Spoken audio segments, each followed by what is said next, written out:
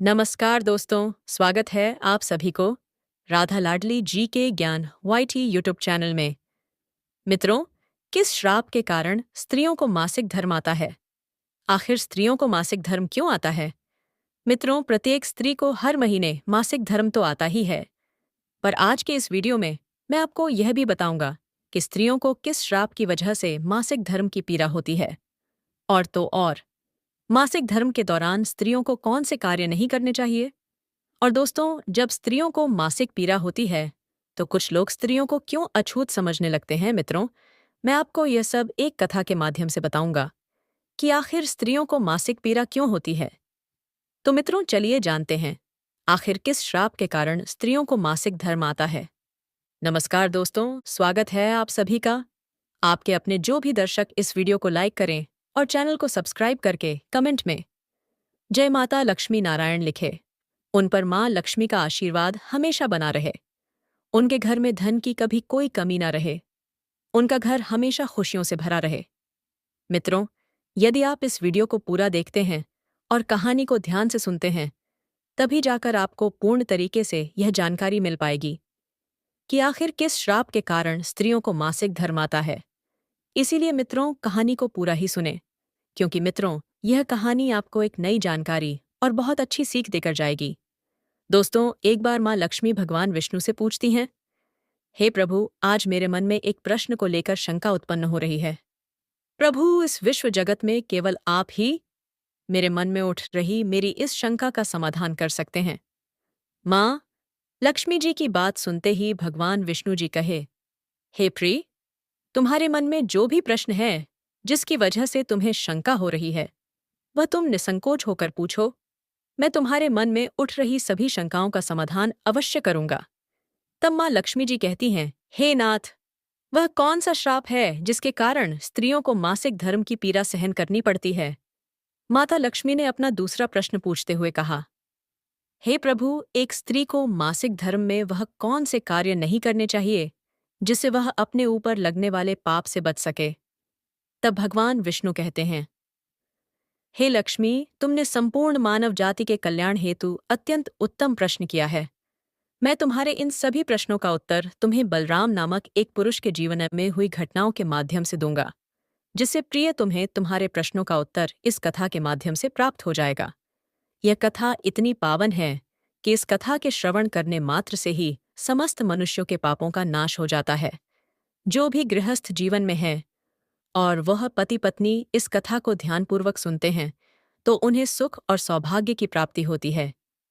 इसलिए हे देवी लक्ष्मी, मैं जो कथा आपको सुनाने जा रहा हूं, आप भी इस कथा को ध्यानपूर्वक पूरा अंत तक अवश्य सुनिए। अब देवी लक्ष्मी कहती हैं, हे नाथ, यह बलराम कौन था और उनके जीवन में कौन सी घटनाएं हुई थी। हे प्रभु, मैं इस कथा को सुनने के लिए उतावली हो रही हूं। कृपया आप इस कथा को मुझे सुनाइए। मैं इसे ध्यानपूर्वक पूरा से अवश्य सुनूंगी और समीसीन और संपूर्ण विश्व जगत में विख्यात भी करूंगी। तब भगवान विष्णु कथा सुनाना आरंभ करते हैं और कहते हैं कि हे देवी लक्ष्मी, पूर्व काल की बात है। निर्मल देश में एक अत्यंत सुंदर नगरी थी। उस नगरी में बलराम नाम का एक ब्राह्मण रहा करता था। बलराम को समस्त वेदों और शास्त्रों का ज्ञान था। वह एक तेजवान और परम बुद्धिमान, गुणवान तथा धर्म के मार्ग में खुद की आहुति दे देने वाला एक ब्राह्मण था। सभी वर्णों के लोग बलराम को बड़ा सम्मान देते थे। बलराम प्रतिदिन यज्ञ करता था, दान धर्म के साथ संध्या उपासना भी किया करता था। बलराम पशु, पुत्र, बंधु बांधव तथा धन संपत्ति से संपन्न थे। बलराम की पत्नी का नाम गायत्री था। वह भी अत्यंत चरित्रवान, गुणवान तथा पतिव्रत धर्म का पालन करने वाली स्त्री थी। एक दिन बलराम और उसकी पत्नी गायत्री ने मिलकर अपने घर पर सत्यनारायण भगवान की पूजा रखी और सभी ब्राह्मणों को स्वयं जाकर निमंत्रण दिया। साथ ही नगर में निवास करने वाले समस्त मनुष्यों को उसने पूजा के लिए बुलाया। बलराम की पत्नी गायत्री ने अपने घर पर अनेक प्रकार का भोजन भी बनाया था और सभी को भोजन के लिए बुलाया। उसके बाद पूजा के दिन समस्त ब्राह्मण उसके घर पर पधारे। बलराम ने सभी ब्राह्मणों का विधिपूर्वक पूजन किया और उन सभी का बड़े ही प्रेम के साथ आदर सत्कार किया। फिर बलराम ने सभी ब्राह्मणों को घर के अंदर बुलाया और उन्हें आसन देकर प्रेम के साथ बैठाकर भोजन कराया।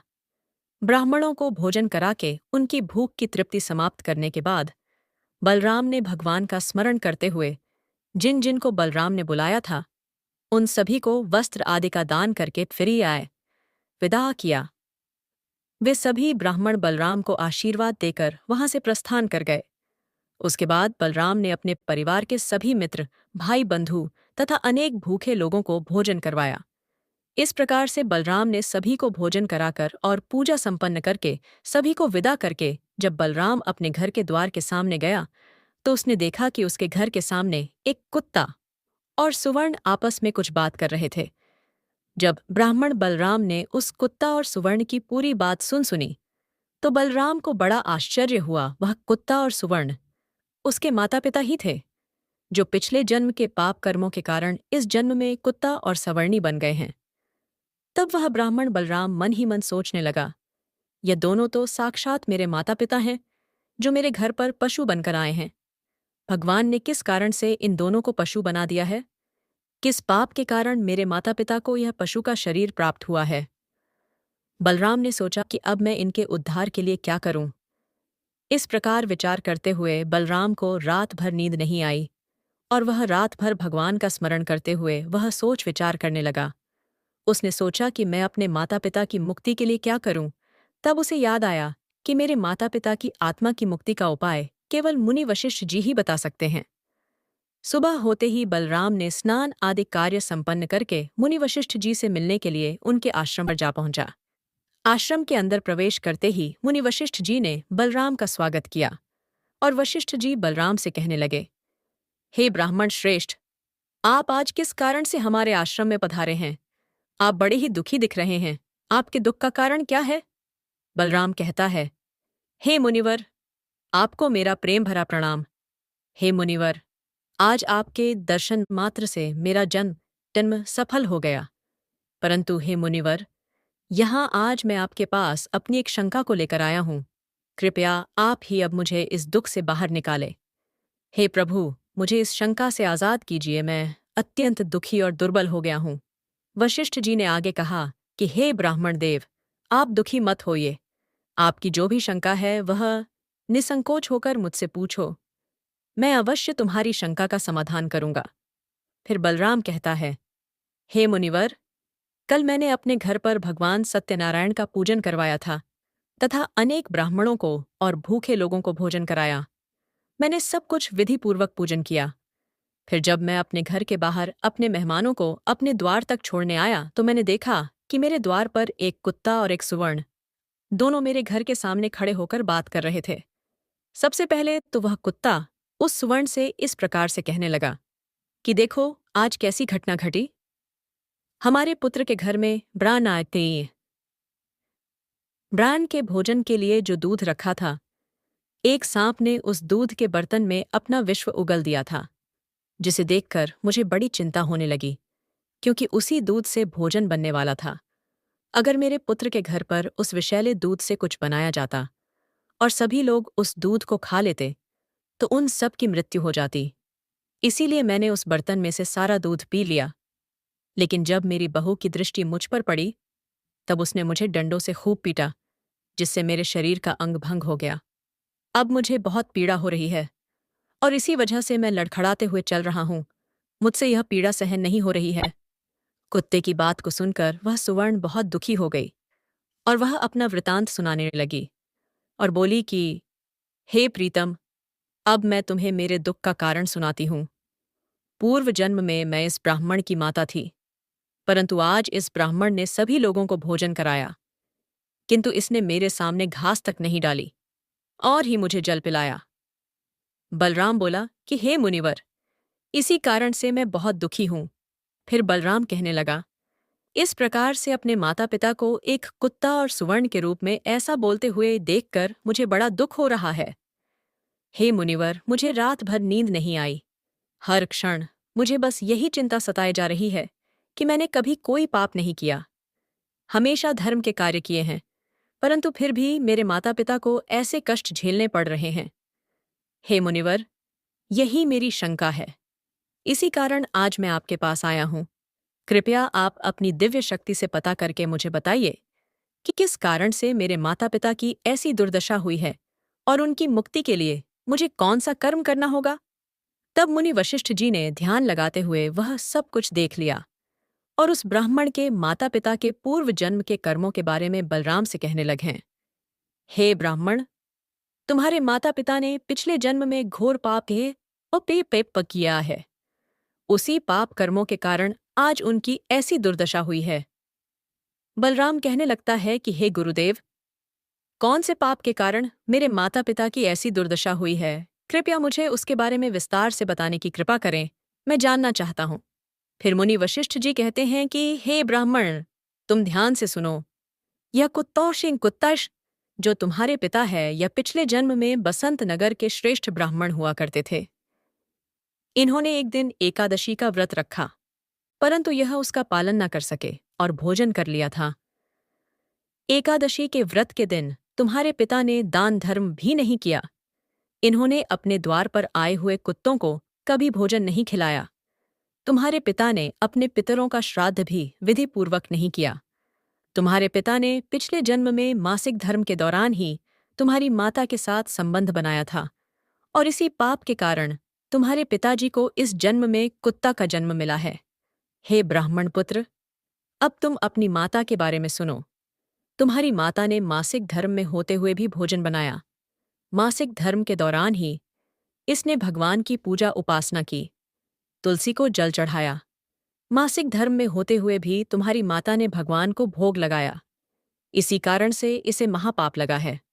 मासिक धर्म के दौरान स्त्री 3 से 5 दिनों के लिए अपवित्र हो जाती है। मासिक धर्म के दौरान स्त्री को पूजा पाठ नहीं करना चाहिए, ना ही सत्संग करना चाहिए। प्रत्येक स्त्री को इन 3 से 5 दिनों में अपने बाल भी नहीं धोने चाहिए। इससे उसके पति की आयु कम होती है। मासिक धर्म के दौरान पेड़ पौधों को स्पर्श नहीं करना चाहिए। मासिक धर्म में स्त्री के साथ संबंध भी नहीं बनाना चाहिए। वह मुनिवर अब आगे कहते हैं कि जो पुरुष मासिक धर्म में स्त्री के साथ संबंध बनाता है, उसे ब्रह्म हत्या का पाप लगता है। जो पुरुष उस वक्त के समय में स्त्री के वस्त्रों को स्पर्श करता है, उसे भी पाप लगता है। मासिक धर्म स्त्री के शरीर में 3 से 5 दिनों तक ब्रह्म हत्या का पाप निवास करता है और 6वें दिन ही वह स्नान करके पवित्र हो जाती है। 6वें दिन स्नान करने के पश्चात स्त्री को अपने पति का मुख देखना चाहिए, अन्य किसी पुरुष का मुख नहीं देखना चाहिए। यदि पति समीप न हो तो सूर्यदेव के दर्शन करने चाहिए। गुरु वशिष्ठ बलराम से कहते हैं, हे ब्राह्मण श्रेष्ठ, इसी पाप के कारण तुम्हारे पिता को कुत्ता और तुम्हारी माता को स्वर्ण का जन्म प्राप्त हुआ है। बलराम कहता है, हे मुनिवर, अब आप मुझे मेरे माता पिता की मुक्ति के लिए उपाय बताने की कृपा करें। तब वशिष्ठ जी अपनी दिव्य दृष्टि से इसका मार्ग भी देख लेते हैं और कहते हैं कि हे ब्राह्मण, तुम किसी भी अमावस्या के दिन अपने माता पिता की मुक्ति के लिए श्राद्ध तथा तर्पण करो और दान धर्म करो, गाय की सेवा करो, गौमाता को भोग खिलाओ और अपने माता पिता की मुक्ति के लिए भगवान से प्रार्थना करो। बलराम जैसा वशिष्ठ जी कहते हैं वैसा ही करता है और फिर उसके माता पिता को समस्त पापों से मुक्ति मिलती है। अब भगवान विष्णु देवी लक्ष्मी से कहते हैं, हे देवी, अब मैंने तुम्हें रजस्वला स्त्री को कौन से कार्य नहीं करने चाहिए, इस विषय में तो बता दिया है देवी। अब मैं तुम्हें यह बताता हूं कि किस श्राप के कारण प्रत्येक स्त्री जाति को मासिक धर्म की कठोर पीड़ा को सहन करना पड़ता है। तब मां लक्ष्मी जी बोली, हे नाथ, आपके इस प्रश्न के उत्तर से प्रत्येक स्त्री जाति की रक्षा होगी। मैं स्वयं उनके साथ रहकर उनको इस विषय में मार्ग प्रदान करूंगी। तब भगवान विष्णु कहते हैं, हे देवी, ठीक है, मैं तुम्हें इस प्रश्न का उत्तर भी दे देता हूं। प्राचीन में कालकेय नाम का एक प्रसिद्ध दानव हुआ करता था। दानव होने के कारण उनका स्वभाव दानवी प्रवृत्ति का था और वह हमेशा ही युद्ध करने के लिए तत्पर रहते थे। फिर अचानक से एक दिन सभी दानव वृत्रासुर दानव के साथ मिलकर स्वर्गलोक पर आक्रमण करने लगते हैं। उन असुरों के पास भयंकर शक्तिशाली अस्त्र खंजर थे जिसका सभी देवता सामना नहीं कर सके और स्वर्गलोक से भागकर ब्रह्मदेव के पास आ गए और फिर उन्होंने ब्रह्मा जी को सब कुछ कह सुनाया। तब ब्रह्मदेव ने उन्हें असुरों को परास्त करने का उपाय बताते हुए कहा, हे इंद्र, तुम इसी क्षण महर्षि दधीच के पास चले जाओ। वे तुम्हें अपनी शरीर की हड्डियों से तुम्हें अस्त्र शस्त्र प्रदान करेंगे और तुम उन्हीं अस्त्रों का प्रयोग करके वृत्रासुर का वध कर सकोगे। फिर सभी देवता महर्षि दधीच के आश्रम पर जाते हैं और वे सभी उनसे प्रार्थना करते हैं और महर्षि दधीच से अस्त्र प्रदान करने की विनती करते हैं। फिर संसार के कल्याण के लिए महर्षि दधीच अपने ही शरीर की हड्डियों से अस्त्र का निर्माण करते हैं। उन्हीं अस्त्रों में से एक वज्र नाम का अस्त्र होता है, जिस अस्त्र को देवराज इंद्र धारण कर लेते हैं और फिर से सभी देवता गण वृत्रासुर के साथ युद्ध करने के लिए निकल जाते हैं। उसके उपरांत देवताओं और दानवों के बीच भीषण युद्ध होता है। सभी देवता आकाश में दानवों से युद्ध करने के लिए एकत्रित हो जाते हैं। उन सभी पर प्रहार करने लगते हैं। कई दिनों तक इस प्रकार से दैत्यों और देवताओं के बीच में भीषण युद्ध चलता है। फिर देवराज इंद्र और वृत्रासुर आमने सामने आ जाते हैं। दोनों के बीच युद्ध होता है और देवराज इंद्र अपने वज्र का प्रहार करके वृत्रासुर को मार डालते हैं। उसके शरीर में एक ब्रह्म हत्या वास करती थी। वह उस दानव वृत्रासुर की मृत्यु होते ही उसके शरीर से ब्रह्म हत्या बाहर निकलती है और इंद्र का पीछा करने लगती है। फिर वह ब्रह्म हत्या देवराज इंद्र के शरीर में प्रवेश कर लेती है, जिससे इंद्र को ब्रह्म हत्या का पाप लगता है। देवराज इंद्र ब्रह्मदेव के पास जाते हैं और उनसे ब्रह्म हत्या से छुटकारा पाने का उपाय पूछते हैं। ब्रह्मदेव उस ब्रह्म हत्या को इंद्र के शरीर से निकलने की आज्ञा देते हैं और वह ब्रह्म हत्या इंद्र के शरीर से बाहर निकलकर ब्रह्मदेव से कहने लगती है, हे परमपिता ब्रह्मदेव, अभी तक मैं वृत्रासुर के शरीर में निवास कर रही थी, क्योंकि उसने अनेक ब्राह्मणों की हत्याएं की थीं। जब इंद्र ने वृत्रासुर की हत्या की तो मैं इंद्र के शरीर में वास करने लगी। अब आप ही मुझे कोई उचित स्थान दीजिए जहां पर मैं रह सकूं। फिर ब्रह्मदेव कहते हैं, ब्रह्म हत्या में तुम्हें उचित स्थान देता हूं। ब्रह्मदेव ने ब्रह्म हत्या के 4 भाग कर दिए और कहा, ब्रह्म हत्या तुम्हारा 1/4 भाग अग्नि के भीतर रहेगा, क्योंकि जो भी मनुष्य अग्नि को आहुति नहर देगा, तुम उसके शरीर में प्रवेश कर लेना। ब्रह्मदेव ने फिर कहा कि तुम्हारा दूसरा 1/4 भाग जल के भीतर रहेगा। जो भी जल में थूकेगा अथवा जल में मलमूत्र का त्याग करेगा, तुम उसके शरीर में प्रवेश करोगे। फिर तीसरा 1/4 भाग पेड़ पौधों और वृक्षों के भीतर रहेगा। जो भी मनुष्य अकारण वृक्षों को काटेगा, उसे भी ब्रह्म हत्या का पाप लगेगा। उसके बाद ब्रह्मदेव ने अप्सराओं को बुलाया और कहा, हे अप्सराओं, इस ब्रह्म हत्या का 1/4 भाग तुम ग्रहण करो। फिर अप्सराएं कहने लगी, हे प्रभु, अगर आपकी यही आज्ञा है तो हम इसे आपकी आज्ञा से ग्रहण करने के लिए तैयार है, किंतु हमें भी इससे मुक्ति का कोई उपाय बताइए। फिर ब्रह्मदेव कहने लगे कि हे अप्सराओं, जो भी पुरुष मासिक धर्म में स्त्री के साथ संबंध बनाएगा, उसके अंदर यह ब्रह्म हत्या प्रवेश कर जाएगी। इस प्रकार से ब्रह्म हत्या के 4 भाग हुए, एक अग्नि में, दूसरा जल में, तीसरा वृक्षों में और चौथा स्त्रियों के अंदर प्रवेश कर गया। उसी ब्रह्म हत्या के भाग के कारण स्त्रियों को मासिक धर्म आता है। जो भी पुरुष मासिक धर्म के दौरान स्त्रियों को स्पर्श करता है अथवा उनके साथ संबंध बनाता है, उसे ब्रह्म हत्या का पाप लखीते है। अब आगे भगवान विष्णु कहते हैं, हे देवी, इस प्रकार से मैंने आपको स्त्री के रजस्वला होने के पीछे की कथा और रजस्वला स्त्री को कौन से कार्य नहीं करने चाहिए, इसके विषय में बता दिए हैं। अब माता लक्ष्मी कहती हैं, हे प्रभु, आज आपने मुझे बहुत ही महत्वपूर्ण ज्ञान दिए हैं। मैं भी आपको वचन देती हूँ, जो भी स्त्री मासिक धर्म के दौरान पूजा पाठ करेगी, पति के साथ संबंध रखेगी, उसके घर में मैं प्रवेश नहीं करूंगी। तो मित्रों, यही कारण है कि मासिक धर्म के दौरान किसी भी स्त्री को छूना पाप माना गया है। मासिक धर्म के दौरान स्त्रियों को यह कार्य नहीं करने चाहिए। मित्रों, मैं उम्मीद करता हूँ यह जानकारी आपको जरूर पसंद आई होगी। दोस्तों, यदि आपको यह वीडियो पसंद आई हो तो प्लीज़ आप इस चैनल को सब्सक्राइब अवश्य करें, वीडियो को लाइक करें और दोस्तों सच्ची श्रद्धा से कमेंट में ज़रूर लिखें, जय श्री हरि विष्णु, जय श्री राम, जय हनुमान, साथ ही देवों के देव। हर हर महादेव सदैव आप पर अपनी कृपा बनाए रखें। प्रिय मित्रों, अगर आप सभी वीडियो को यहाँ तक देखा है तो वीडियो को यहाँ तक देखने के लिए आपका दिल से धन्यवाद। जय श्री राधे राधे।